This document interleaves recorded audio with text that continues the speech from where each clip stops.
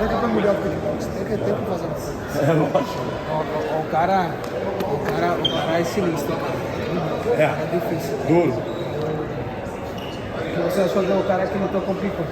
Eu não sabia que esse cara era muito... Esse cara também... Eu acho que ele vai ser o próximo. Porque ele era pico, mas ele cai aqui assim. Mas ele ainda estava ganhando de custo, né? Ah, claro. E esses caras dão um novo cinturão cada vez? Tá praticamente sendo assim, né? Eu sempre trouxe o não. Eu não trouxe o meu, ele me deu isso. Sobe aí. Yeah. Greatest of all time right here. Patricio Pitbull, man. Pound for pound. How many people have defended their titles, so many times? I mean, it's a veteran of the game that continues to keep winning, keeps evolving. These are facts, man. These are facts, people. This is a beautiful belt, too, though.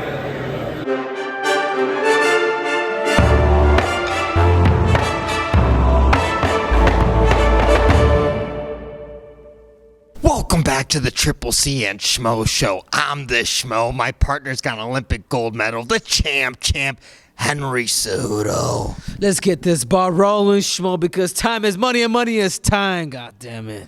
Yes, we're sitting here in the lobby, Fighter Hotel. Just finished up Bellator 286. We got Pitbull, Patricio Pitbull's Featherweight Championship right here on the table. Triple C. We showed the audience the clip. What'd you tell the man right there in Portuguese? I just said, I congratulate number one. I just said, man, you fought a very, very smart fight. You stayed in position the whole time. The only thing that Adam really had was that flying knee, that switch knee, and because of your stance, he wasn't able to get it. You took him down. You ground and pounded him. You did work. It was surgery at its finest. When you get a guy who's his age at 35 and still being able to dominate the competition, dude, you have to respect that. A lot of guys are not able to be that age and be able to continue to keep defending their belts against whomever the Bellator sends them, and just kudos to him. He's the pound-for-pound king in Bellator. Triple C. If you look at your fighting stance, you look at his fighting stance, the Schmo sees some similarities, man. You learn from this guy. Yeah, of course, and I think that's when my game started actually changing. I remember the first time watching Patricio Pitbull fight in Benson Henderson, and I saw his distance and everything just change. I'm like, there's something different about this guy that I had to know and learn about him so I can bring it into my own art. So I went out to Brazil and I actually started learning it. I said, dude, this is golden. This is what I need, especially as a shorter fighter. I could relate. And you know what I mean? Patricio's 5'5". The champion at 145 pounds featherweight and the champion at 155 pounds. I'm 5'4" and I'm 100 pounds. I'm the champion at 125 and 135. And I just let you know that size isn't the difference. It's the distance, it's the IQ, it's the skill, and it's just awesome to be able to see my friend just continue to keep dominating and retaining his belt. Yeah, where you have the disadvantage in the length, you make up for the smarts, you close the distance game, and hey, champ status, both you two have achieved that. By the way, how are these Bellator belts compared to the UFC belts, Triple C? I'll be honest with you, I love these Bellator belts. They really are. They're fancy. They're just the right size, just the right weight. I can smell the leather. I like it, man. I like it. It's very, very, very nice, and I almost feel like stealing this one. Well, we got it right here on the table, man. They didn't just leave it for us for no reason at all. Or maybe they just knew we were going to celebrate with it, huh? Right? No. What are we celebrating? Just a post fight? I don't know why we're celebrating. We're just here. I don't know what we're celebrating, but we're here. We're here to tell you guys and give you guys the great news that Patricio Pitbull has retained his belt, the Bellator GOAT, and it's just awesome to see somebody at his age to continue to keep making history. But what else is next, Schmo? Let me have it. And where does he stack up against all the featherweights still in the world right now? Because we know you're calling out the Volkanovskis of the world. We know you like the Max Holloways of the world. I mean, where does Pitbull stand in this entire equation here, Triple C? Well, to me, like technically, tactically, and it may be biased, and I mean I may mean that, but at the same time, I probably don't, just because Patricio has knocked everybody out.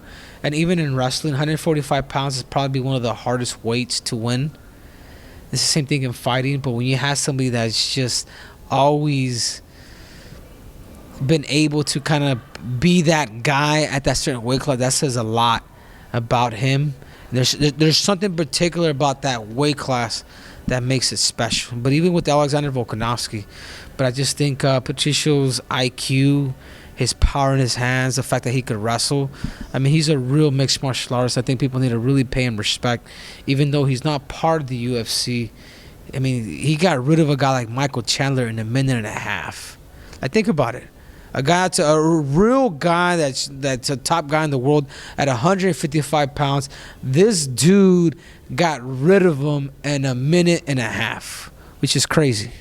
Certainly. And speaking of crazy... Yeah, but would Max Holloway or would Alexander Volkanovski do that to somebody like Michael Chandler? I know somebody, and his name is Patricio Pitbull.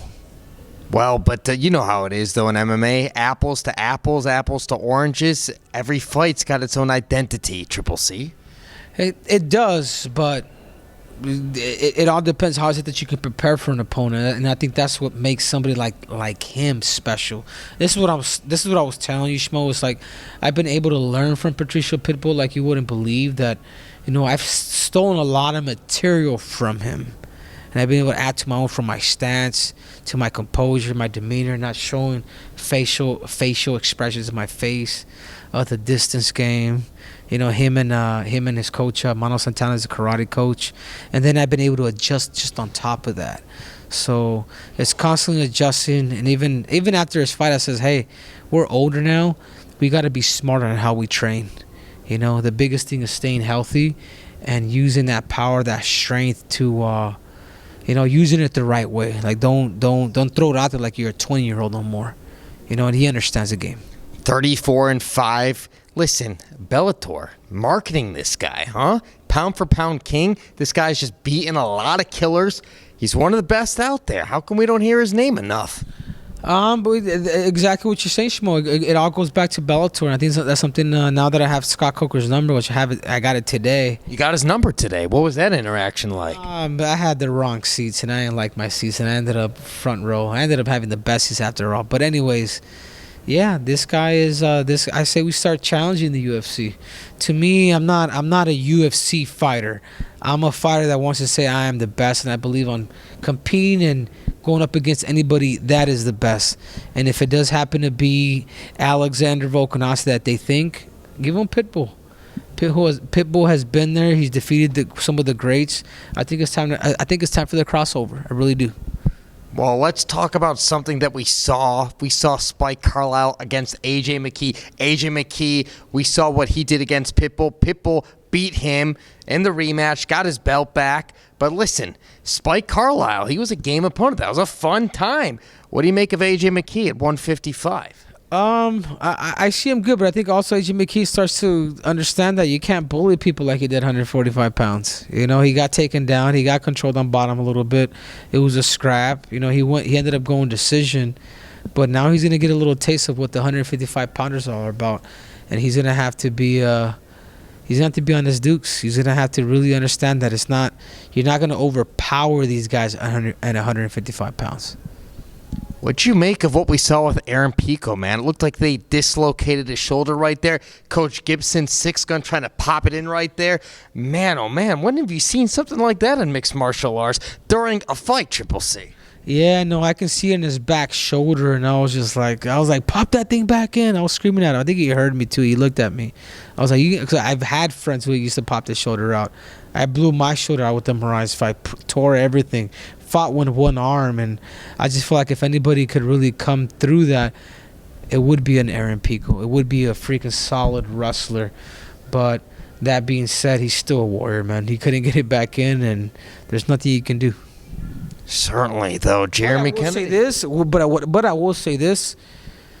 Once that minute is up, and this is for the athletic commission, you gotta call it, man. If the dude can, because if I was the rival in the opposite corner, I'd be like, no, you don't get another minute. You don't get an extra minute for any of that. So that's That's something that I think that people really have to fucking tone in. If you can't pop your shoulder back in or whatever, you shouldn't bring the doctor in, because then you're kind of sabotaging the fight, because then it's not fair. And I was going for Pico this whole time, but I'm just telling, and I'm saying this because I look at every situation of how this fight could be fair for, you know, for you guys to say, it's just an even playing field, for you to say, hey, I won because I won according to the rules. From both of us sitting there, our vantage point, cage side, it seemed like everyone was in awe of the situation. But to the credit, I saw the athletic commission. I saw them look over at Coach Eric Nixick and the Stream Couture team, Jeremy Kennedy's corner, and say, no, it's going to be off. It just took them a longer time to announce it. But we agree with you, that whole minute. Even if you go back to the Juan Archuleta fight, though, you want to talk about weird things, it looked like he was going for a kick, like a soccer kick. I know it didn't connect with his head, but it connected with the tricep, but he's still going for the kick. Surprised he didn't take off a point for that. I don't know. You talking about the Juan Archuleta fight? Yeah. Who was the ref for that fight? I got it wrong. It wasn't Herb Dean, was it? No, it wasn't. No, he was doing. He was over there in Singapore doing the one championship last night. There's no way Herb Dean could go Singapore and Los Angeles. I saw that, and the ref didn't even catch it. I mean, you know what I'm saying? I even told Jason Herzog. Yeah, I even told him at the very end of that fight with Patricio Pitbull in that first round, I'm like, why did you send him up? Like, why so quick? I was like, well, they were both not being active. I was like, no, but that was still super quick. It's almost like I go back to watch that Herb Dean with Kamaru Usman. Why did you break him off, dude? Like, why did you do that? And somebody makes a bad mistake, and Kamaru happens to leave. He just lost his damn title. He lost he not only just lost his UFC title, but he lost his pound for pound title, dude. You know what I'm saying? That carries a lot of juice. So I told that. So when I saw Jason, I told him, hey man, I'm not just telling you because I'm biased with Patricio because he's my friend, but that was a little too premature, man. I want you to know that from a competitor, dude. Like, that's wrong, man. And he just said, hey, he just said at the very end, I told him straight up, like nothing, like, and he just told me, it's like, I appreciate that. He told me I appreciate it. I was like, I knew that I was telling the truth, and hopefully you can learn from that and take it forward and maybe not do that in the future. Well, what about transitioning then to the UFC? Brought up Usman. We just saw Mackenzie Dern. She lost to Xiaonan. It was a decision, 5-round fight. Mark Zuckerberg was cage side right there in the UFC Apex Triple C. Mackenzie Dern, Xiaonan, people are talking about this as a title eliminator fight in the strawweight division. But there we are. Yeah, and I think just looking at that fight, I think Mackenzie, that was her best shot of getting that next title shot. But sometimes you wonder if somebody sabotages their own. Because stylistically, Mackenzie needs to become more tactical and just more tactical. Maybe she's not the greatest striker, but she has a strength, and that's jiu-jitsu of being the best in the world. She needs to find a better opportunities. I'm understanding her entries on how to get in and how to take somebody down and really submit them. But if a fight's going longer, if you drag along Mackenzie Dern for 5 rounds, you can have a better probability of winning because of the sweat, because of the heat that's going on in the body, and X, Y, and Z. So if I was to give Mackenzie Dern some advice, is like, just become more tactical. If you have to take a kick or whatever to get close to be able to take somebody down, then that's what you have to do. But you shouldn't just be dangling around and wasting time and winning one round and at the very end winning the last round. Like that just lets you know that your tactics are off. It was interesting though, because if we were scoring this thing from start to finish, you can make an argument Mackenzie Dern won the fight just based off of the amount of strikes, because she was able to get strikes in. You know, she was able to get her down to the ground later as the fight went on, and she was able to have control time. She was able to do those things. But this is scored every single round. The Schmo had the 2nd round and the 5th round for Mackenzie, and we had the 1st round, and we had the 3rd and the 4th round for Xiaonan. And based on the criteria, Xiaonan won. She looked strong in there. She was defending the takedowns. She was defending the grappling positions. And listen, she looked strong. She looked big in there. She was getting the job done, and she needed this win. And listen, if Wei Li wins her fight against Carla Esparza, like, China. Love to see two Chinese fighters going at it for the championship belt. I like that, Schmo. Now you're talking. We're going to have to start calling you Schmo White, because that's exactly what it is. And what you do is you do it in Beijing at the Bird's Nest, home of the United States, home of the Olympic Games in 2008 and in 2020. 2020? Whenever the Winter Olympics was, they had the Olympics twice there, and I think you can sell that damn stadium out. I love that idea. You said United States because you're representing United States. 2008, that was a good year for you, Triple C. I won the Olympics with a broken freaking neck.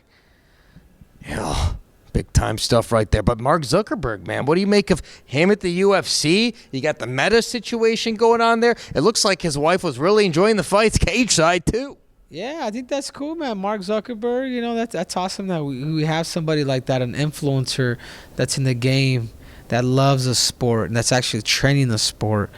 And I think that I would love to see Mark Zuckerberg fight, and I think he's edgy and ballsy enough to do something like that. So we will see. The Schmo would do that fight. Schmo versus Facebook. Challenge him, call him out. Mark Zuckerberg, I got somebody for you, and his name is a Schmo. What's up? Schmo versus Facebook. Let's go. Speaking of challenges, though, how come you weren't the Liver King challenge when he challenged Patricio's brother, the 155-pound champion in Bellator, and Paulo Costa, 1 pound of liver? They put the Schmo on the spot last second. We were calling this thing. We were announcing this thing. And Liver King, man, gets the job done. Undefeated when it comes to eating liver. Oh my God, that shit was hard. Nick was just telling me that Patricio was freaking throwing up afterwards. Like, that shit is disgusting. But whatever, I mean, I'm a competitor, but I ain't about to do all that. That reminds me of some shit like Fear Factor, and I'm not about all that, guys. I'm sorry. Yeah, he's not about that. He's just about that Giorgio Armani. Can we get a final message out here? Is that what we're gonna do, or how should we send off with the fans? This is a reaction show. No, that, you know, there's a lot of people that are uncrowned. Somebody like Patricio Pitbull, and I think we should all keep that into consideration. And that tactics is what wins, Schmo. And I believe if a fighter has a good tactical sense in them, that they can do some amazing things. But you can have all the ability, all the smarts in the world, but if you don't have a game plan, you ain't getting nothing. What's your name? I am Triple C. I am the Schmo we always deliver, even if it's 2:30 a.m., and we are